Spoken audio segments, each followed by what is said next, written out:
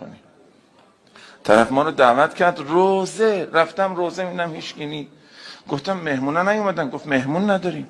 گفتم من برای کی روزه بخونم؟ گفت خودم هستم، خانومم هست، 2 بچه‌ام هستن. اخلاص داشته باش حاج آقا، حتما باید جمعیت باشه، پاکتش هست.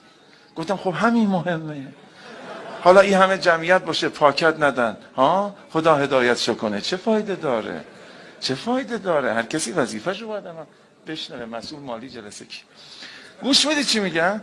گفتم باشه پس جمع بشید من صحبت کنم، روزه بخونم برم. گفت نه اول شام بخوریم. گفتم چه بهتر.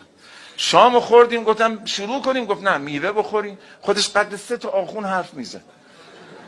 یه مرتبه میشم شد 12 شب. گفتم بخونم. گفت نه زوده. گفتم مگه آخون در بس گرفتی؟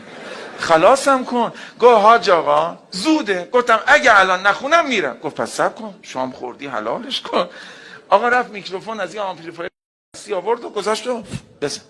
گفتم مرسوی 12 شب خونه آپارتمانی 4 تا مستمع، میکروفون میخوای چیکار؟ گفت همسایه ما دیشب سگ آورده بود تا صبح وق میکرد، منم امشب شما رو آوردم حالشو بگیرم. گفتم خیلی بیشوری، خیلی بیشوری، خیلی بیشوری.